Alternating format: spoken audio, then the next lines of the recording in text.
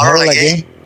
আমার কিন্তু এরকম পরিবেশ ভীষণ ভালো লাগে। দেখেন এখানে এমন এক জীবন জিন্দেগি যেখানে নাকি পৃথিবীর আশেপাশে কি হইতেছে না হইতেছে তার কোনো খোঁজ খবরই নাই।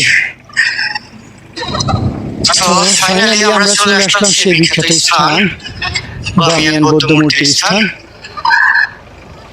এখানে দেখা যায় কাজ চলমান, জানি না কি জন্য কাজ করতেছে, হতে পারে অন্য কোনো কারণ থাকতে পারে। এখানে আসলে আপনি ছোট ছোট ট্যুর গাইড পাবেন, এই বলতেছে যে 10 রুপিয়া দেন তাহলে আপনাদেরকে এখানে পুরা ইতিহাস বলবো, ইমুকের তুমুকের বউ ছিল, এই ছিল সেই ছিল ইত্যাদি বলতেছে আর কি বাচ্চা। আসলে এখানে প্রপার টুরিস্ট গাইড নাই, আবার টুরিস্ট গাইড পাওয়া যায় যেটা হচ্ছে আপনার ট্যুর অপারেটর যারা কাজ করে তাদের সাথে আসলে হয়তো অনেক কিছু জানতে পারবেন। আর বামিয়ান বুদ্ধের ইতিহাস আপনারা নিজেরা হয়তো ইন্টারনেটে সার্চ করলে জানতে পারবেন ইত্যাদি। তো আমরা একটু উপরে যাই, দেখি উপরের অবস্থানটা কেমন।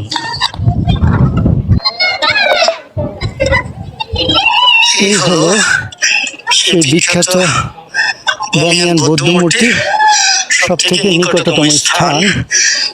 এখানে দেখেন টোটালি নো এন্ট্রি করে রাখছে।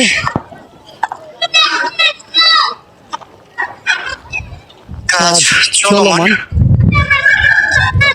বিশাল উঁচু ভাই, আপনি ক্যামেরাতে ততটা অনুভব করতে পারবেন না, কারণ ক্যামেরা আর চোখের দৃষ্টির মধ্যে বিশাল পার্থক্য আছে। ইতিহাস বলে যে এখানে বিভিন্ন স্থানগুলিতে বৌদ্ধ মূর্তি ছিল, তারপর হচ্ছে বৌদ্ধ সম্প্রদায়ের যে ধর্মীয় গুরু তাদের বাসস্থান, থাকার স্থান, ধর্মীয় উপাসনালয়ের স্থান। দেখেন এখন প্রায় ধ্বংসাবশেষ। এই হলো এখানকার পরিবেশ পরিস্থিতি। এখান থেকে ধরে ওই সামনে আরো একটা মূর্তি আছে, আমরা এই পথ ধরে ওইখানেও যাব, আপনাদেরকে দেখাবো।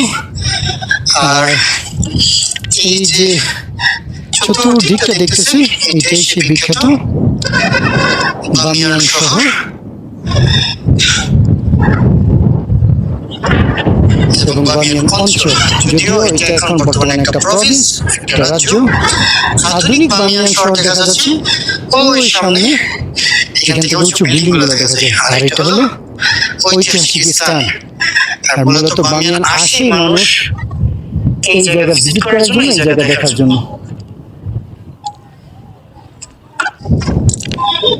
আমরা আপনাদেরকে একটু নিকটে নিয়ে যাচ্ছি এখানকার পরিবেশগুলো দেখার জন্য। দেখে মনে হচ্ছে যে এখানে কোনো একটা ঘর কিছু একটা ছিল। দেখেন এখানকার ঘরগুলি মাটি এবং পাথর তৈরি সত্ত্বেও এখনো কেমন বিদ্যমান রয়েছে। এই দেখেন এখন তো খুব অন্যরকম হয়ে গেছে।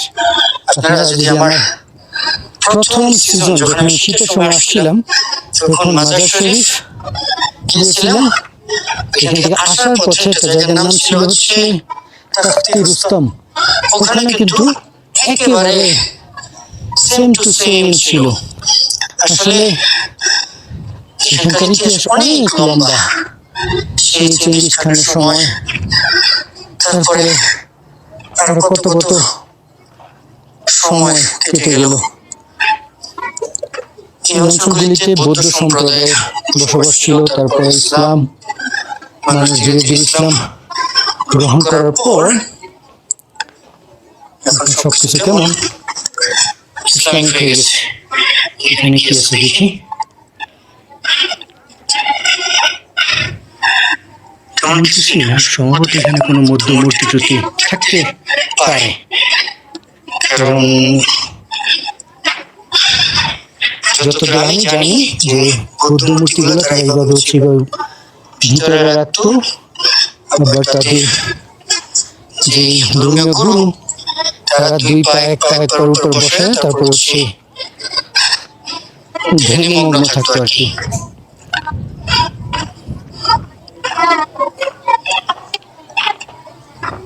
बहुत पुराना है ये सब है। अच्छा, ये जो काला हुआ है इसमें क्या आग जला? खाने रोटी इस तरह का होते पारे কি এই হলো এখানকার পরিবেশ। এখন এই স্থানগুলো কেমন ভৌতিক টাইপের হয়ে গেছে।